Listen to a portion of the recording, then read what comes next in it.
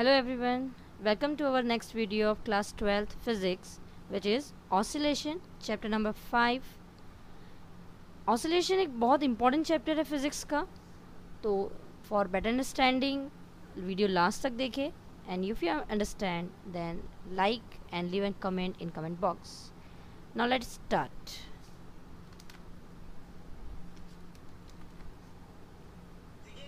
In previous chapters हमने बहुत सारे मोशंस के बारे में पढ़ा है, बस उसी को थोड़ा हम रिवाइज करेंगे इस चैप्टर्स में.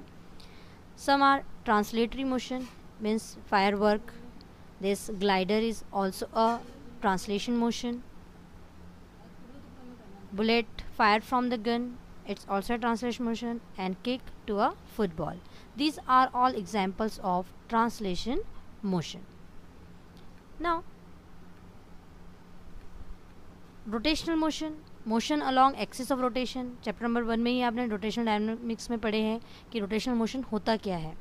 ठीक है, the rotation of a fan it's along A axis of rotation. इस एक्सिस ऑफ रोटेशन के अलॉन्ग अगर अब मूव कर रहा है तो इसका हो गया rotational motion. Motion of a blade of mixer, it is also a rotational motion. ये भी एक एक्सिस को अलॉन्ग मूव करता है. And motion of a fan of a motor, these are all rotational motion. Now some planets revolve around the sun, they are also performing some motion, और ये एक particular time period में इनका ये motion जो है ये होता है. ऐसे बहुत सारे एग्जाम्पल है जो टाइम पीरियड के अलॉन्ग मूव होते हैं, जैसे to and fro motion of needle of a sewing machine. हमने देखा है कि सेविंग मशीन जो है उसकी नीडल जो है ऊपर नीचे हो रही है ना, लेकिन एक पर्टिकुलर टाइम पीरियड होता है. Now piston in engine of cars perform to and fro of motions. इसके बाद एक है कि वाइब्रेटिंग मशीन, वाइब्रेटिंग स्ट्रिंग जो है, इसे अगर टाइट दो पोल के बीच में हमने अगर स्ट्रिंग टाइट बांध दिए और उससे हमने थोड़ा सा इस तरह से हमने इसको वाइब्रेट कर दिया तो इसे कहेंगे वाइब्रेटिंग स्ट्रिंग. ये भी एक पर्टिकुलर टाइम पीरियड में क्या हो रहा है, मूव कर रहा है. Such motions are called oscillatory motion, और all oscillatory motions are periodic motion, और इसी ही कहते हैं हम पीरियोडिक मोशन जो ऑसिलेटरी होते हैं. But every periodic motion need not be an oscillatory motion. लेकिन इसका मतलब ये नहीं है कि हर पीरियोडिक मोशन होने वाला मोशन जो है वो ऑसिलेटरी होता है. नाउ हमने अभी तक क्या देखा कि पीरियोडिक मोशन क्या होता है. Any motion which repeats itself after a definite interval of time is called periodic motion. एक ऐसा मोशन जो एक पर्टिकुलर टाइम पीरियड में क्या हो रहा है, अपने आप को रिपीट कर रहा है, वो सेम मोशन बार बार रिपीट हो रहा है, तो उसे कहेंगे हम पीरियोडिक मोशन. और हमें जो याद रखना है, पॉइंट टू बी रिमेंबर, कि uniform circular motion of any object is periodic motion. Uniform circular motion of any object is periodic motion. आपको यूनिफॉर्म सर्कुलर मोशन पता है क्या होता है, कि पर्टिकुलर टाइम में जो बॉडी रिवॉल्व करी अलॉन्ग ए सर्कल एक सेम टाइम पीरियड में, तो वही मोशन जो है वो पीरियोडिक मोशन होता है.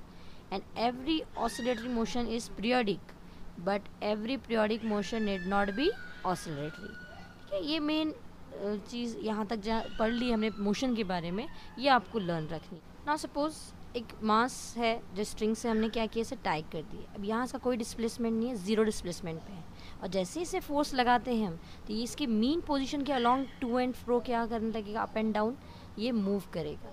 ठीक है, जितनी इसकी रिस्टोरिंग फोर्स होगी वहाँ तक ये आएगा, और यहाँ से ये रिस्टोरिंग फोर्स पता हो गई.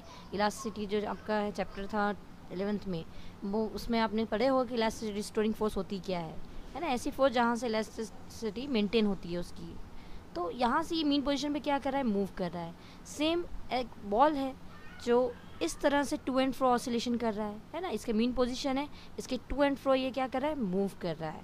तो ऐसे simplest form of oscillatory motion, periodic motion, is the simplest harmonic motion और simple harmonic motion in which every particle of oscillating bodies moves to and fro about its mean position along certain fixed path.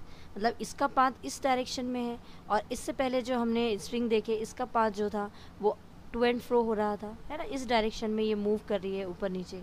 तो these are nothing but a simplest harmonic motion, SHM, simple harmonic motion. Now some periodic motions हमने जो देख चुके हैं, pendulum, sewing machine, piston and mixer jar. These are all periodic motions. है ना. If path of oscillation is straight line then it is linear simple harmonic motion. Different types of motions हमने यहाँ देखे हैं, है ना. अगर पाथ स्ट्रेट लाइन होता है तो this are all a linear simple harmonic motion. If path of oscillation is an arc of circle then it is angular simple harmonic motion. अगर इसका ऑसिलेशन दिस ये आर्क शेप में होता है circle का, आर्क व्हाट इज आर्क, कि एक बड़े से सर्कल का ये थोड़ा सा हिस्सा है ना, ये जो है ये आर्क है. तो if path of oscillation is an arc of circle then it is an angular simple harmonic motion. Angular और लीनियर, इसे बस याद रखना है. सीधा अगर स्ट्रेट है तो linear simple harmonic motion. Simple harmonic motion क्या होता है हमने बताया अभी. वैसे ही बस लीनियर किसे कह रहे हैं, अगर वो स्ट्रेट लाइन में है, सर्कुलर के एक आर्क शेप में अगर वो मूव हो रहा है तो वो है angular simple harmonic motion. Now next we have to find the time period of that oscillation. कि ऑसिलेशन का टाइम पीरियड कैसा होता है. सर्कुलर मोशन में हम टाइम पीरियड ऑलरेडी पढ़ चुके हैं, है ना. अगर एक पेंडुलम है, ये A to B mean position से क्या कर रहा है, मूव कर रहा है, and we have to count the, ये टाइमर लगा दी हमने कि 10 ऑसिलेशन कितने सेकेंड्स में हो रहे हैं. देन यहाँ पे हमें क्या मिला है कि ये 10 ऑसिलेशंस 20 सेकेंड्स में हमें यहाँ पे मिल रहे हैं. कितने सेकेंड्स में, 20 सेकेंड्स में. Then according to this formula time period equal to time taken by number of oscillation 20 by 10 then we get 2 seconds means इस पेंडुलम का टाइम पीरियड कितना हो गया है 2 seconds. वैसे ही हमें इस पेंडुलम की अब निकालनी है फ्रिक्वेंसी. तो frequency is number of oscillation per unit time. Then frequency के लिए भी हम वैसे ही करेंगे, फॉर्मूले में वैल्यू पुटअप करेंगे. वन ऑसिलेशन के लिए जितना टाइम लग रहा है उसके अकॉर्डिंग अगर हमें फॉर्मूले में वैल्यू पुटअप किए number of oscillation per unit time, then we get 10/20 equal to 0.5. This 0.5 is a number of cycle per seconds and this is nothing but frequency का यूनिट क्या होता है, हर्ट्स. फ्रिक्वेंसी का यूनिट होता है hertz. We can also write this as 0.5 hertz. एक scientist है, एक minute,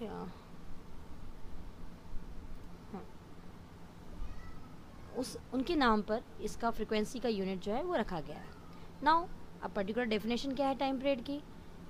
the smallest interval of time after which the two and fro motion is repeated is called its time period. A smallest interval of time after which the to and fro motion is repeated is called its time period. And what is frequency?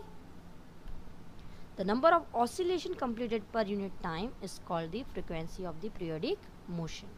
ठीक है. Simple सा हमने यहाँ तक chapter का जो starting था, introduction था कि ऑसिलेशन होता क्या है ये देख लिए हैं. टाइम पीरियड क्या होता है ऑसिलेशन का और फ्रिक्वेंसी, क्योंकि ये फॉर्मूलेज भी आगे न्यूमेरिकल्स में भी काम में आएंगे और बहुत कुछ हमें इस चैप्टर में पढ़ना है. बहुत सारे डेरिवेशंस है, तो यहाँ तक आप अच्छी तरह से समझ लें. नेक्स्ट वीडियो में हम डेरिवेशंस लेंगे.